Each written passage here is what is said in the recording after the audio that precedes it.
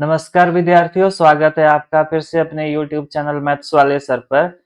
तो हमने model question paper जो एचपी बोर्ड ने जारी किया था अभी वर्ष 2025-26 के लिए, तो उसमें हमने सेक्शन डी तक पढ़ लिया था। तो हमने कवर करा था और समझा था कि किस तरह के क्वेश्चन पूछे जाते हैं और उनको हल करना सीखा था। तो आज इस पार्ट में इस लेक्चर में हम सेक्शन ए को कंप्लीट करेंगे, जिसमें आपके पास 5 क्वेश्चन रहेंगे और प्रत्येक क्वेश्चन जो है 5 मार्क्स का रहेगा।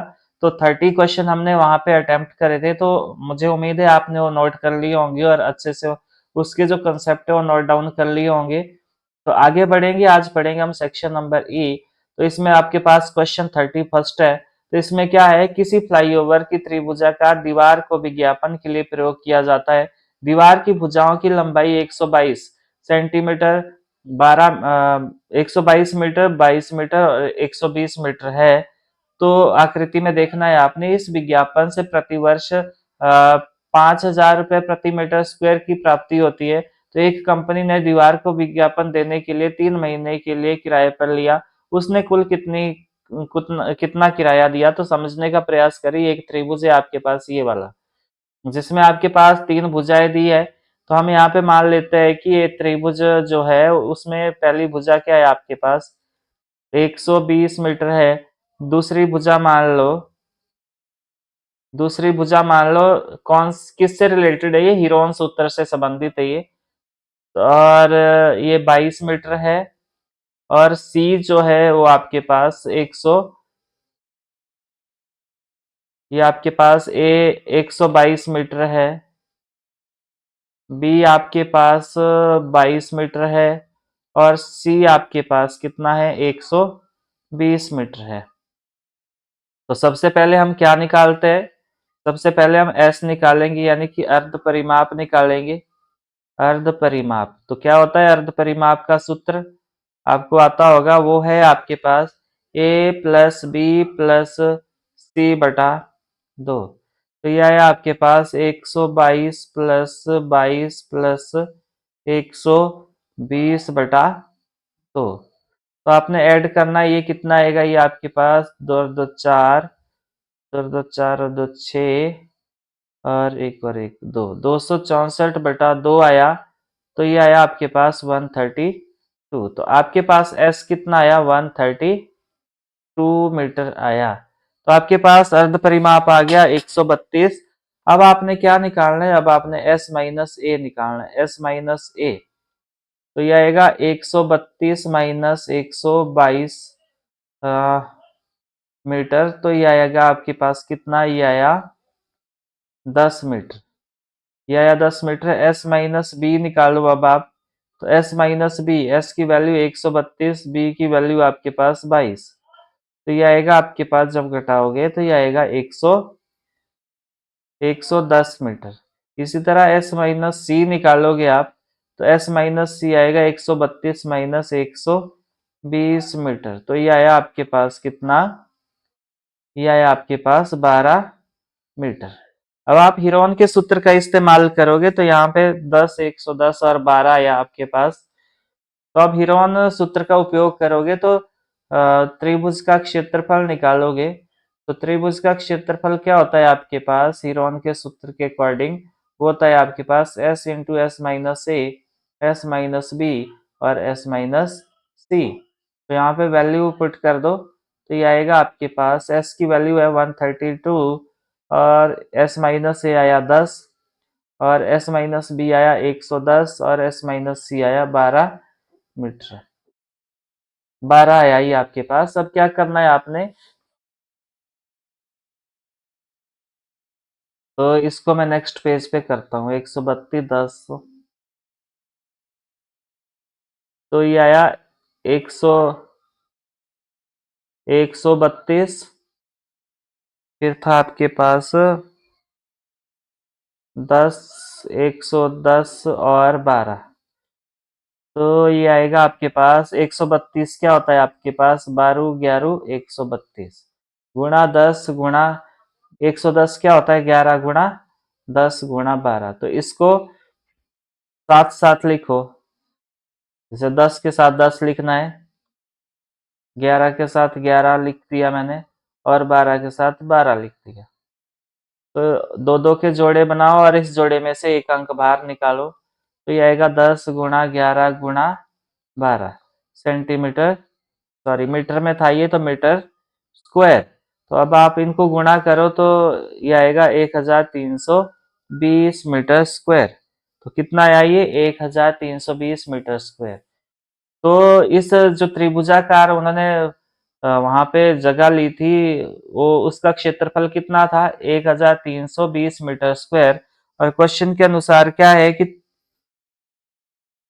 प्रति वर्ष 5,000 रुपए प्रति मीटर स्क्वायर की प्राप्ति होती है किराए की। तो 1 मीटर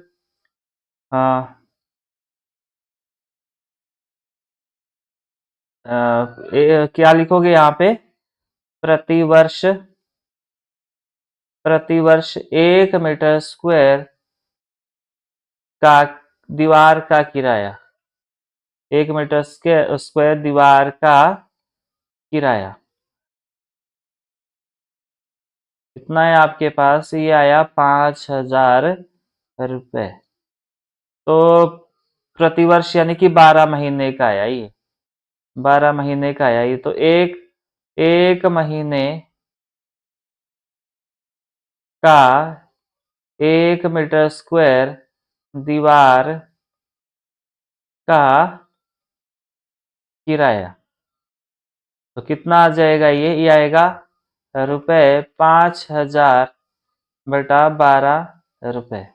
तो 1 महीने का तो इतना आया, पर आपसे क्या बोल रखा है, 3 महीने, 3 महीने का 1 मीटर स्क्वायर दीवार का किराया कितना आएगा, किराया ये आएगा आपके पास रुपए 5,000 बटा 12 गुणा 3, 3 चके 12। तो कितना आया ये आया 5,000 बटा 4 रुपए। तो अब 1 मीटर स्क्वायर का तो किराया मिलेगा 5,000 बटा 4 रुपए, परंतु आपके पास कितना है 1,320 मीटर स्क्वायर है पूरा एरिया।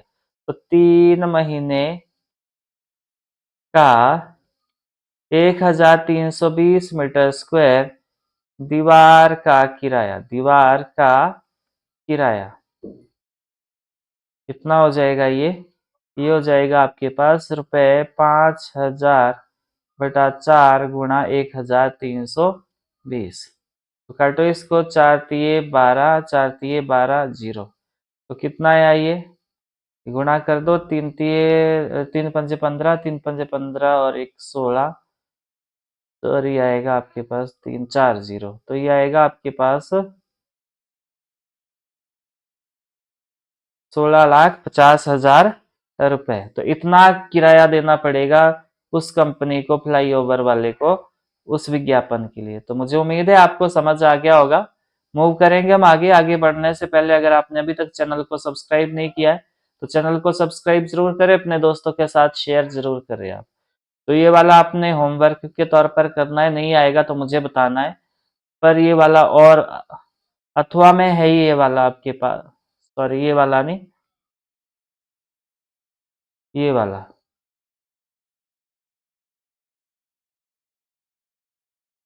ये वाला, ये आपने खुद करना है ट्राई। अब हम ये वाला क्वेश्चन देखेंगे, तो देखिए इसको क्या है। एक आपके पास समांतर चतुर्भुज दिया है,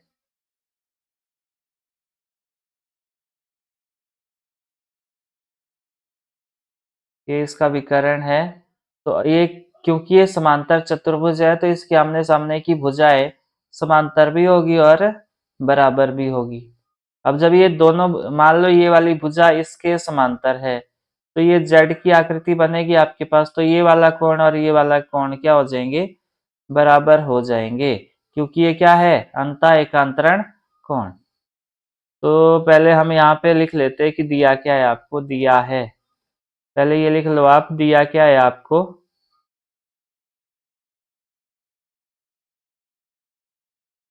नंबर 1 पे दिया है आपको ए बी सी डी, एक समांतर, एक समांतर चतुर्भुज दिया है आपको। समांतर चतुर्भुज ABCD दिया है। नंबर 2 पे आपको क्या दिया है, AP और CQ A से विकर्ण BD पर क्रमशः लंब है। तो AP और जो CQ है ये क्या है, लंब है किस पर, BD पर, BD पर लंब है। और आपको सिद्ध क्या करना है वो लिख लो, सिद्ध करना है, सिद्ध करना है। क्या सिद्ध करना है आपको वो देख लेते हैं हम। नंबर 1 पे आपको सिद्ध करना है कि जो त्रिभुज APB है वो सर्वांग सम है किसके, त्रिभुज CQD के। और नंबर 2 पे आपको क्या सिद्ध करना है, नंबर 2 पे AP आपको CQ के बराबर सिद्ध करना है। तो चलो ये हो गया। अब प्रमाण करते हैं हम, यहाँ पे प्रमाण में यहाँ कर देता हूँ प्रमाण। तो कौन सा त्रिभुज, ये यहाँ से आपने लंब गिराया इस पे, इसको P नाम दिया, ये 90 डिग्री का कोण बन रहा है और यहाँ से लंब गिराया इस पे, और ये Q है और ये भी आपके पास 90 डिग्री का कोण बन रहा है। तो त्रिभुज APB व त्रिभुज कौन सा, DQC में आपके पास जो यहाँ पे इसको ऐसे लिख सकते हो, कोण 1 और यहाँ पे कोण 2। आपने यहाँ पे लिखना है कोण 1 किसके बराबर है, कोण 2, ये क्या है, अंता एकांतरण कोण। यहाँ पे आपने लिखना है क्यों, क्योंकि जो आपके पास DB भुजा है, AB भुजा है जो आपके पास, वो समांतर है किसके, DC के। तो ये अंता एकांतरण कोण बराबर होंगे। और साथ में कोण P किसके बराबर है, कोण Q के, और प्रत्येक क्या है, 90 डिग्री का है। तो ये भी आपको ऑलरेडी दिया है। और अब क्या है आपके पास, जो ए बी भुजा है वो समांतर है डीसी के बराबर, समांतर भी और बराबर भी है। समांतर चतुर्भुज की, समांतर चतुर्भुज की प्रमुख भुजाएं, प्रमुख भुजाएं है ये। तो ये बराबर भी होगी और समांतर भी होगी। तो इस आधार पे आप क्या बोलोगे, जो त्रिभुज ए पी बी है वो समांतर है किसके, सी क्यू डी के। कौन से नियम द्वारा, ये है आपके पास कोण कोण ए ए एस गुणधर्म द्वारा। तो ये आपके पास सर्वांग सम सिद्ध हो गया। यहाँ पे भी आप इसी तरह ऐड कर दो, यहाँ पे सी क्यू डी लिख दो। तो ये आपके पास क्या रहेगा, त्रिभुज सी क्यू डी। तो ये क्या हो गया, सर्वांग सम हो गया। अब दूसरे नंबर पर आपको क्या सिद्ध करना है कि जो AP है वो किसके बराबर है, CQ। तो ये ऑटोमेटिक हो जाएगा आपके पास। क्यों है यहाँ पे लिखना आपने, सर्वांग सम, सर्वांग सम त्रिभुज के संगत भाग, संगत भाग बराबर, संगत भाग बराबर होते हैं। तो ये क्वेश्चन भी हो गया और ये वाला आपके पास होमवर्क है, ये आपने खुद खुद ट्राई करना है। फिर भी नहीं आएगा तो आपने मुझे जरूर बताना है। अगला है आपके पास, ये एक आयत चित्र है, आयत चित्र बनाना है। तो इसको हम ट्राई करेंगे कैसे बनाते हैं जरा इसको। तो इसके लिए मैं पहले एक बना देता हूँ, यहाँ पे फ्रेम बना देता हूँ। ये आपके पास y अक्ष रहेगा और ये आपके पास x अक्ष रहेगा, और ये यहाँ पे एक y अक्ष है और ये वाला आपके पास x अक्ष है। तो यहाँ पे आप क्या करोगे, यहाँ पे ये किंक डालना है आपने, क्योंकि ये डाटा यहाँ पे कंटिन्यू नहीं होगा। मैं यहाँ पे 300 लिख रहा हूँ, फिर आपके पास 400, फिर आपके पास 500, 600, 700, 800, 900 और ये रहेगा आपके पास 1000 है क्या ये जीवन काल घंटों में। यहाँ पे आपने लिखना है क्या है ये जीवन काल काल यहाँ पे लिखो घंटों में। ये जीवन काल है घंटों में और इसका एरो लगा दो। वाई अक्ष पे क्या लिखोगे आप लैंपों की संख्या। ये लैंपों की संख्या है और ये 10-10 का गैप डाल दो 10 20 30 40 50 60 70 80 90 और 90 से ज्यादा तो है नहीं इसमें तो 90 तक लिख लो और ज्यादा ये तो 100 लिख दो। अब यहाँ पे आपको एक आयत चित्र बनाना है। कैसे बनाते हैं आयत चित्र वो मैंने आपको सिखाया था। अभी हम डायरेक्ट बनाएंगे। यहाँ पे 300 से 400 जो लैंप है उसमें कितने लैंप है 14 और 14 कहाँ रहेंगे 10 से थोड़े ऊपर रहेंगे तो 10 से थोड़े ऊपर लिख लो ये हुए 14 और इनको मिला दो ऐसे। अब आपके पास 400 से 556 है तो 56 60 के आसपास होंगे तो इसी का उपयोग करना है आपने।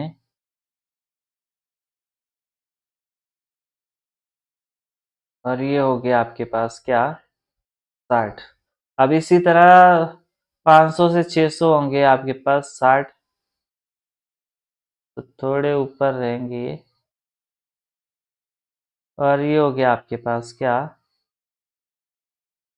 60। अब 600 से 786 है तो 90 के आसपास रहेगा ये।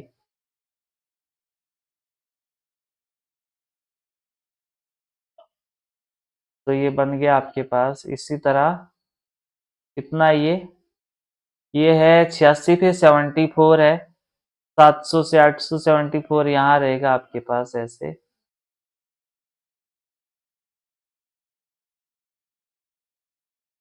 ये बन गया आपके पास 74 फिर 800 से 962 है 60 से थोड़ा ऊपर और ये हो गया 62 और फिर है आपके पास 48 48 रहेगा 50 के पास तो ये है आपके पास कितना 48। तो ये क्या बना आपके पास एक आयत चित्र बना। तो ये ज्यादा अच्छे से तब बनेगा जब आप घर में इसको ट्राई करोगे क्योंकि यहाँ पे इसको ड्रॉ करना उतना आसान नहीं है। तो ये आपके पास 14 है ये आपके पास 56 है ये आपके पास 60 है और ये 86 है ये वाला 74 है ये 62 है और ये 48। तो ये पहला क्वेश्चन था आपके पास। एक आयत चित्र की सहायता से दी गई सूचना को निरूपित कीजिए। तो ये हमने कर दिया ये पहले क्वेश्चन का आंसर है। अब दूसरे क्वेश्चन का देखो कितने लैंपों का जीवन काल 700 घंटे से अधिक है। तो 700 घंटे कहाँ पे है यहाँ पे। इससे ऊपर कितने का है तो ये रहेगा आपके पास 74 प्लस 62 प्लस 48। तो ऐड कर दो इनको तो कितना आएगा 8 और 2 10 4 14 हासिल 1 7 और 7 14 और 14 और 4 हो गया आपके पास 18। तो कितने लैंपों का जीवन काल 700 घंटों से अधिक है तो ये रहेगा आपके पास 184 लैंप। 74 62 और 48 4 और 2 6 8 6 14 7 7 14 4 18। तो ठीक है। तो मुझे उम्मीद है ये भी आपको समझ आया होगा। आगे बढ़ेंगे। अगला क्वेश्चन है आपके पास ये वाला क्वेश्चन नंबर 34 जिसका पहला क्वेश्चन है कि आपने डिग्री बतानी है 5x² plus 4x² plus 7x की घात क्या है। तो बहुपद की घात क्या होती है आपके पास अधिकतम घात। बहुपद की बहुपद की घात क्या होती है आपके पास जो चर की अधिकतम घात होती है आपके पास क्या होती है चर की अधिकतम घात। तो चर क्या है यहाँ पे x है और उसकी अधिकतम घात कितनी है उसकी अधिकतम घात आपके पास यहाँ पे 3 रहेगा ये आई थिंक 3 होगा। तो मैं यहाँ पे 3 लिख रहा हूँ जो भी होगा यहाँ पे। तो अधिकतम घात कितनी है 3 है तो इस चर की अधिकतम जो घात होगी वो क्या होगी आपके पास 3 होगी। इसी तरह सेकंड क्वेश्चन अटेम्प्ट करेंगे। ये थोड़ा सा लेंथी रहेगा आपके पास और आपको इसको केयरफुली करना पड़ेगा। ये सिद्ध करने वाला है। तो x cube plus y cube plus z cube minus 3xyz, इसको मैं नेक्स्ट पेज पे करता हूं ताकि ये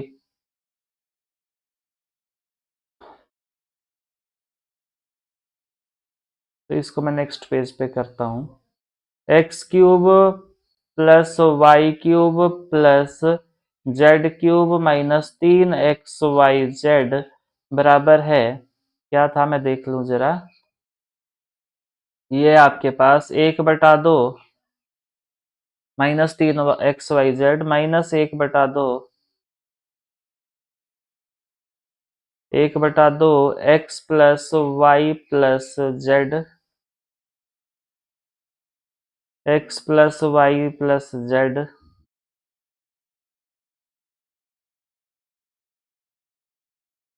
ब्रैकेट में एक्स माइनस वाई का whole square plus y minus z का whole square plus z minus x का होल स्क्वायर। एक बार मैं इसको कंफर्म कर लूं कि यही है, एक्स माइनस वाई का whole square plus y minus z का होल स्क्वायर। ठीक है। अब आपने क्या करना है, इसको सिद्ध करना है कि क्या सच में ये सर्व समीका है आपके पास, तो क्या ये सच में ही ऐसा है। तो यहाँ पे ये लेफ्ट हैंड साइड है, ये राइट हैंड साइड है, तो मैं राइट हैंड साइड लूंगा। राइट हैंड साइड देखो जरा क्या है, 1/2 x plus y plus z और ब्रैकेट में आपके पास एक्स माइनस वाई का whole square plus y minus z का whole square plus z minus x का होल स्क्वायर। तो पहले हम इस स्क्वायर को हटाएंगे। तो आपको पता है ये फॉर्मूला क्या होता है, एक्स माइनस वाई का होल स्क्वायर का, वो होता है आपके पास x square plus Y square minus 2xy। तो यहाँ पे इसको करेंगे हम, ये आएगा 1/2 x plus y plus z और ये रहेगा आपके पास a square x square plus Y square minus 2xy। इसी तरह ये रहेगा आपके पास y square plus Z square minus 2yz। इसी तरह ये क्या रहेगा, जेड स्क्वायर माइनस जमा एक्स स्क्वायर माइनस 2zx। तो जब आप इसको हल करते हो ब्रैकेट के अंदर देखो, तो ये आएगा x plus y plus z, x square यहाँ पे भी है तो दोनों जुड़ जाएंगे तो ये आएगा आपके पास 2x स्क्वायर, वाई स्क्वायर यहाँ भी है जुड़ जाएगा प्लस 2y स्क्वायर और जेड स्क्वायर यहाँ भी है और यहाँ भी है plus 2z square minus 2xy minus 2yz minus 2zx। बाकी एज इट इज रहने दो क्योंकि ये जुड़ेंगे नहीं है। तो अब यहाँ से क्या कॉमन है, इसमें 2 कॉमन है तो 1/2 x plus y plus z और यहाँ से 2 कॉमन ले लो तो अंदर बचेगा x square plus Y square plus Z square minus x Y minus Y Z minus Z x, ये बचा आपके पास। तो 2 से 2 कैंसिल कर दो, क्या मिला आपको अब, x plus y plus z, तो अंदर बचेगा x square plus Y square plus Z square minus x Y minus Y Z minus Z x. अब आपने क्या करना है, पहले इस x से इस पूरे व्यंजक को गुणा करना है, फिर इस y से करना, फिर z से करना है। तो करो, x से पहले हम x square plus Y square plus Z square minus x Y minus Y Z minus Z x, फिर हम करेंगे y से इस पूरे को गुणा, y से करेंगे तो X square plus Y square plus Z square minus x Y minus Y Z minus Z x, फिर हम करेंगे y जेड से करो X square plus Y square plus Z square minus x Y minus Y Z minus Z X. तो multiply करो x से, अब पूरे को हो जाएगा ये, तो x से जब यहाँ एक्स स्क्वायर को करेंगे तो एक्स क्यूब बनेगा, x से वाई स्क्वायर हो जाएगा तो ये एक्स वाई स्क्वायर बनेगा और ये एक्स जेड स्क्वायर बनेगा, ये बनेगा x square y minus x y Z minus Z x square बनेगा। इसी तरह इधर भी करोगे। अब एक्स से हमने कर दिया, अब वाई से करेंगे तो ये आएगा, एक्स में आगे लिखूंगा x square Y plus y cube plus Y x square Y और वाई क्यूब बनेगा, ये बनेगा Y Z square minus x Y square minus Y square Z minus x y Z. इसी तरह यहाँ जेड से करेंगे तो ये बनेगा Z x square plus Z Y square plus z cube और ये बनेगा minus x y Z minus Y Z square minus Z x Z square, ऐसे कर सकते हो। अब यहाँ पे देख सकते हो आप, जो ऐड हो रहा है उसको ऐड कर दो, जो नहीं हो रहा है उसको रहने दो। तो जब हम इसको करेंगे तो क्या मिलेगा आपको, ये मिलेगा आपको। अब यहाँ पे देखो एक्स क्यूब और वाई क्यूब और जेड क्यूब ये इकट्ठे है, तो इसको मैं यहाँ लिख देता हूँ। तो ये आएगा आपके पास x cube plus y cube plus z cube. इतना लंबा व्यंजक है ये, इसको थोड़ा सा याद रखना मुश्किल है, तो मैं इसको ऐसे राउंड ऑफ कर लेता हूँ। ये भी लिख दिया, ये भी लिख दिया और ये वाला भी जेड क्यूब भी मैंने लिख दिया।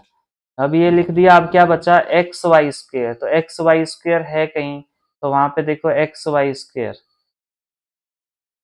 एक्स वाई स्क्वेयर देखो ये आपके पास प्लस का है और ये माइनस का है, तो कैंसिल हो गया। इसी तरह एक्स जेड स्क्वेयर, तो एक्स जेड स्क्वेयर कहाँ है, और तो एक्स जेड स्क्वेयर कहाँ है, x Z square, x Z square यहाँ, ये प्लस का है ये माइनस का है, तो ये भी कैंसिल हो गया। X square y, x square y यहाँ माइनस का है और यहाँ पे प्लस का, ये भी कैंसिल हो गया। अब यहाँ पे minus Z x square, minus Z x square और है कहीं, जेड एक्स स्क्वेयर ये माइनस का, ये प्लस का है, तो ये भी कैंसिल हो गया। अब आपके पास यहाँ देखो y square z, y square z ये माइनस का है, ये प्लस का, ये भी कैंसिल हो गया। Minus Y z square minus का है, ये प्लस का, ये भी कैंसिल हो गया।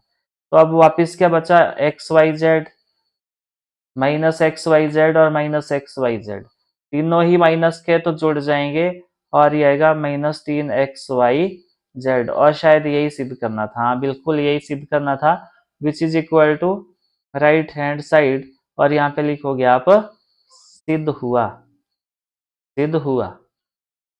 तो इसमें थोड़ा सा ये व्यंजक को गुणा करना थोड़ा सा अटपटा सा है, बहुत लेंथी हो जाता है, तो थोड़ा सा इसको केयरफुली करेंगे जब आपको, तो ज्यादा समस्या नहीं होगी आपको। तो इस तरह अटेम्प्ट करेंगे आप तो आपको आ जाएगा, ये बार बार अभ्यास जरूर करें आप। तो अगला क्वेश्चन है, अगले क्वेश्चन पे मूव करेंगे। इस क्वेश्चन में 35 ही क्वेश्चन है, तो ये हम लास्ट क्वेश्चन करेंगे इसका, ये आपके लिए होमवर्क रहेगा, ये अथवा वाला जो है। और ये जो मेन क्वेश्चन है ये मैं करवा देता हूँ।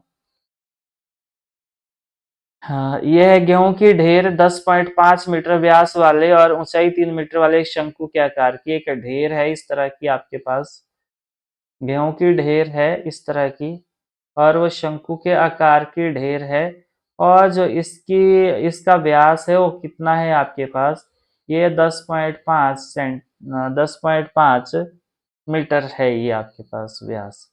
और जो इसकी ऊंचाई है वो कितनी है आपके पास, ऊंचाई है आपके पास 3 मीटर। तो आपने इसकी त्रिज्या फाइंड आउट करनी है, और इसका आयतन ज्ञात कीजिए। आयतन निकालने के लिए 1/3 पाई आर स्क्वायर एच चाहिए आपको, और इसको कैनवास से ढकना है, तो वांछित कैनवास का क्षेत्रफल भी आपने ज्ञात करना है। तो पृष्ठीय क्षेत्रफल निकालना पड़ेगा, वक्र पृष्ठीय क्षेत्रफल शंकु का होता है पाई आर एल, तो आपको एल भी यहाँ पे पता होना चाहिए। तो एल कैसे निकालेंगे हम, यहाँ पे समझने का प्रयास करेंगे हम। तो ढेरी का व्यास, व्यास क्या है आपके पास, व्यास है आपके पास 10.5 सेंटीमीटर, मीटर। तो ढेरी की त्रिज्या क्या हो जाएगी? ढेरी की त्रिज्या, त्रिज्या क्या होती है? व्यास का आधा होता है, तो इसको आर से डिनोट करेंगे हम। ये आएगा व्यास बटा 2। तो व्यास कितना है आपके पास? 10.5/2। तो इसका डेसिमल उड़ा दो तो ये बनेगा 105/2 गुणा 10। तो काटो इसको, 5 से काटो, 5 दूनी 10, 5 एकम 5 और 5 दूनी 10। तो कितना आया ये? 21/4 मीटर। ये आपके पास ये भी क्या है? मीटर है। तो आपके पास ये आ गया 10.5 मीटर। अब आगे आपके पास त्रिज्या भी आ गई और ढेरी की ऊंचाई क्या है? ढेरी की ऊंचाई, तो ढेरी की ऊंचाई आपको दी है 3 मीटर। तो आपको क्या निकालना है? एल स्क्वेयर बराबर है r square plus h square. आपको तिर्यक ऊंचाई पता होनी चाहिए। तो ये आएगा आपके पास, आर की वैल्यू कितनी है? 21/4 का स्क्वायर प्लस एच क्या है आपके पास? 3 का स्क्वायर। तो ये आएगा 21 का स्क्वायर। 21 का स्क्वायर कितना होता है आपके पास? ये होता है 441/4 और 3 तिये 9। तो 3 का वर्ग कितना होता है? 9/1। तो इसका क्या करेंगे हम? ये करेंगे हम एलसीएम लेंगे, तो ये आएगा आपके पास 441 प्लस 36। तो कितना आया ये आएगा 6 और 1 7, और ये कितना आएगा आपके पास? 441। तो 1 मिनट, ये 21 का वर्ग कितना होता है जरा देख लेते हैं। एक 441, और ये सॉरी, यहाँ पे 4 का वर्ग मैंने गलत कर लिया। ये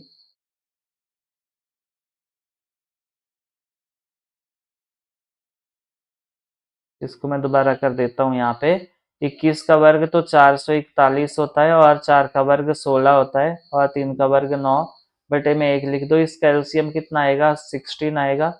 और ये आएगा 441 प्लस, और ये कितना है आपके पास? 144 ऐड कर दो। 4 और 1 5, और 5 4 9, और 695/16।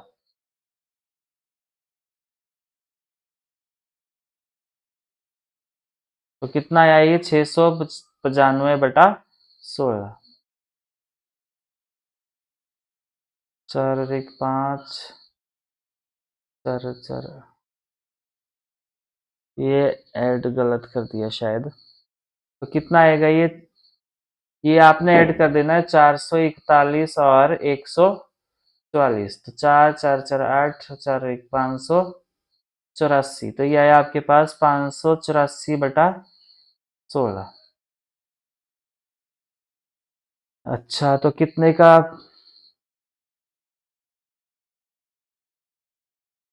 ये बनेगा आपके पास एल स्क्वायर।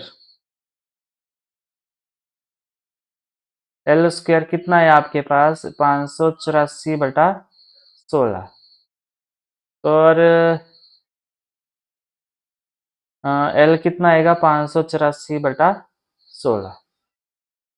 584/16 का मतलब है आपके पास 584 का भी वर्गमूल, और 16 का भी आपके पास क्या आएगा? वर्गमूल आएगा। तो यहाँ पे इसको आपने क्या करना है? वर्गमूल निकालना है। और इसका वर्गमूल कितना आएगा? इसका वर्गमूल निकालना आपने, तो कितना आएगा इसका वर्गमूल?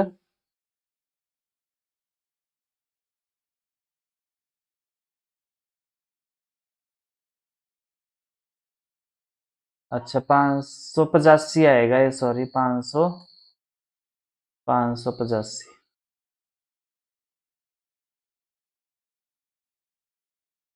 ये आएगा आपके पास 585/16। तो ये एल निकालना है आपने, तो एल जो स्क्वायर है ये बराबर से पार हो जाएगा, तो ये बन जाएगा 585/16 का वर्गमूल। 585/16 का वर्गमूल कितना आएगा? ये अप्रोक्सीमेट आपके पास आएगा 36.56। 36.56। तो एल आ गया आपके पास कितना? 36.56। 36.56 मीटर। तो चलो ये आ गया आपके पास तिर्यक ऊंचाई, तिर्यक ऊंचाई। तो ये है आपके पास 36.56 मीटर।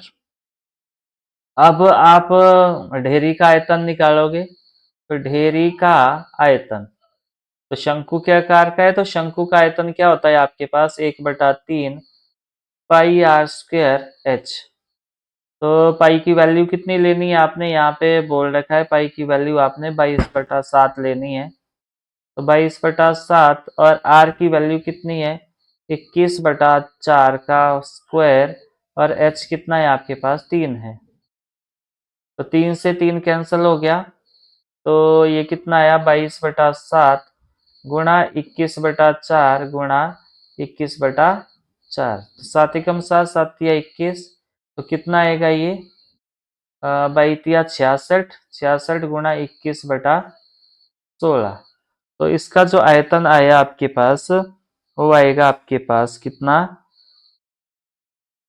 ये आएगा आपके पास, काट दो इसको, 33 दूनी 66, 8 दूनी 16। तो आपके पास आयतन आ गया कितना, आयतन आया आपके पास 693/8 मीटर क्यूब। तो कैनवास, कैनवास का क्षेत्रफल, तो ये आएगा आपके पास क्या पाई आर एल। पाई की वैल्यू 22/7, आर की वैल्यू है आपके पास 21/4, और एल की वैल्यू कितनी है आपके पास 36.56। तो इसको आपने हल करना है, और ये आ जाएगा आपके पास कितना 36.56 आया ये आपके पास, सॉरी यहाँ पे 36.56 ये काट के आया था आपके पास, तो इसका भी वर्गमूल निकालना था। तो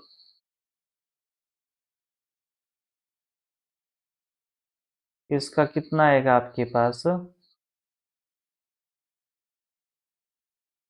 तो आपके पास एल आ जाएगा कितना 36.56 का वर्गमूल निकालना है आपने। भागफल विधि 8th क्लास में हमने सीखी है, और उसके द्वारा आप 36.56 का वर्गमूल निकाल सकते हो, जो अप्रोक्सीमेट कितना आएगा 6.046 मीटर आएगा आपके पास।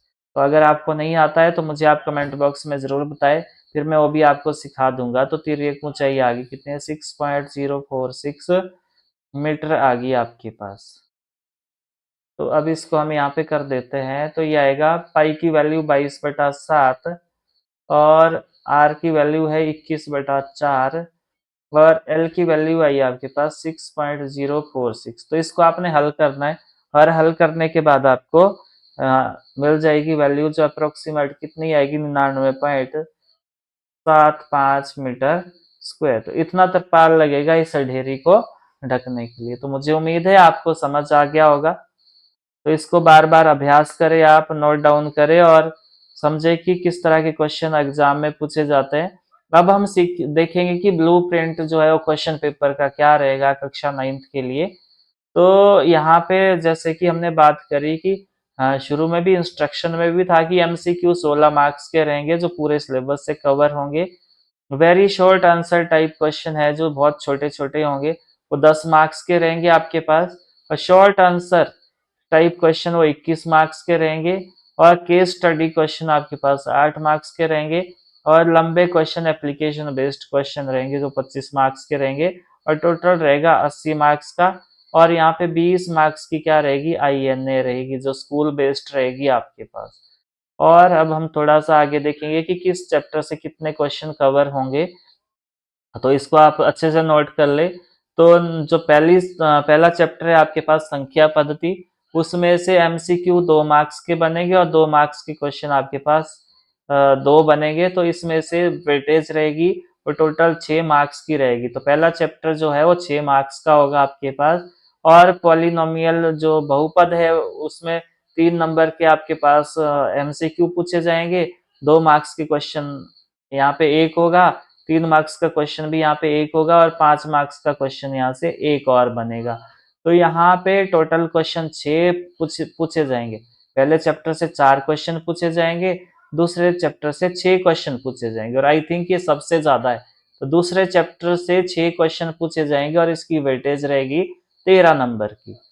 तो पॉलिनोमियल समझ आया आपको कि बहुपद से 3 नंबर के तो एमसीक्यू बनेंगे, 2 नंबर का एक क्वेश्चन बनेगा, 3 नंबर का एक क्वेश्चन बनेगा, 5 नंबर का एक क्वेश्चन बनेगा और 6 क्वेश्चन टोटल पूछे जाएंगे।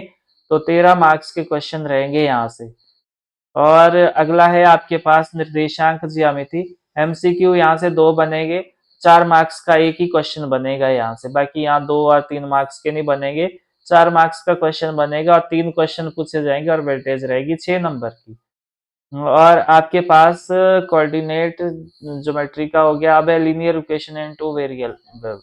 तो आपके पास रैखिक जो समीकरण है, रैखिक समीकरण जो जिसमें दो चर हो, 2 चर वाले रैखिक समीकरण, उसमें से एक क्वेश्चन एमसीक्यू का बनेगा, एक क्वेश्चन 2 मार्क्स का बनेगा और टोटल 2 क्वेश्चन पूछे जाएंगे और वेटेज रहेगी यहाँ से 3 नंबर की। फिर आपके पास यूक्लिड के ज्यामिति परिचय, तो यहाँ से एक 3 नंबर का क्वेश्चन बनेगा और एक ही क्वेश्चन पूछा जाएगा यहाँ से यूक्लिड की ज्यामिति का परिचय और 3 नंबर की वेटेज रहेगी इसकी। फिर आपके पास रेखा और कोण, यहाँ से एक एमसीक्यू पूछा जाएगा और दो क्वेश्चन 3-3 मार्क्स के पूछे जाएंगे। तो यहाँ से 3 क्वेश्चन टोटल पूछे जाएंगे, वेटेज रहेगी 7 नंबर की। फिर आपके पास त्रिभुज का है तो एक एमसीक्यू पूछा जाएगा यहाँ से और 2 क्वेश्चन 3-3 मार्क्स के पूछे जाएंगे, तो 6 मार्क्स रहेंगे ये। तो टोटल जो क्वेश्चन है वो 3 पूछे जाएंगे, वेटेज रहेगी 7 नंबर की। फिर आपके पास चतुर्भुज है, यहाँ से एक एमसीक्यू बनेगा और एक 5 नंबर का क्वेश्चन बनेगा। तो टोटल 2 क्वेश्चन पूछे जाएंगे और वेटेज रहेगी 6 नंबर की। फिर आपके पास वृत्त है, वृत्त में से एक एमसीक्यू पूछा जाएगा, 3 नंबर का एक क्वेश्चन पूछा जाएगा, टोटल 2 क्वेश्चन पूछेंगे यहाँ से और वेटेज रहेगी 4 नंबर की। हीरोन सूत्र से आपके पास एक एमसीक्यू पूछा जाएगा और एक 5 नंबर का क्वेश्चन पूछा जाएगा, टोटल क्वेश्चन 2 रहेंगे और वेटेज रहेगी आपके पास 6 नंबर की। इसी तरह पृष्ठीय क्षेत्रफल और आयतन, यहाँ से 2 क्वेश्चन एमसीक्यू पूछे जाएंगे, एक क्वेश्चन 2 नंबर का पूछा जाएगा, एक क्वेश्चन 4 नंबर का पूछा जाएगा, एक क्वेश्चन 5 नंबर का पूछा जाएगा और टोटल क्वेश्चन रहेंगे आपके पास 5 और वेटेज रहेगी 13 नंबर की। तो इसी तरह सांख्यिकी से एमसीक्यू एक बनेगा और एक 5 नंबर का क्वेश्चन बनेगा और यहाँ पे आपके पास 2 क्वेश्चन पूछे जाएंगे और टोटल मार्क्स रहेंगे 6। तो आपने यहाँ पे देखा कि किस चैप्टर की वेटेज कितनी रहेगी। तो सबसे ज्यादा वेटेज जो है वो आपके पास सरफेस एरिया, पृष्ठीय क्षेत्रफल और आयतन और बहुपद की है। तो आप कॉरस्पॉन्डिंग तैयार करें जो ज्यादा इजी लगता है आपको। एक ब्लूप्रिंट था आपके पास जो शिक्षा बोर्ड धर्मशाला ने आपके लिए तैयार किया है, तो आप इस हिसाब से अपनी तैयारी करते रहे, एमसीक्यू को कवर करें और कितने नंबर के क्वेश्चन किस चैप्टर से पूछे जाएंगे ये भी आपको पता चल गया होगा। फिर भी अगर कोई डाउट आपका है या आपका कोई अपना टॉपिक है जो आपको समझ नहीं आ रहा है मैथमेटिक्स से रिलेटेड, तो आप मुझे कमेंट बॉक्स में जरूर बताएं, फिर मैं उसके लिए आपके लिए अलग से वीडियो बनाऊंगा। बार बार अभ्यास जरूर करें और अगर आपने अभी तक चैनल को सब्सक्राइब नहीं किया है तो चैनल को सब्सक्राइब जरूर करें, अपने दोस्तों के साथ शेयर करें और अगर आपको मेरी वीडियो इन्फॉर्मेटिव लगती है तो लाइक और कमेंट करना ना भूले। Thanks for watching and keep learning.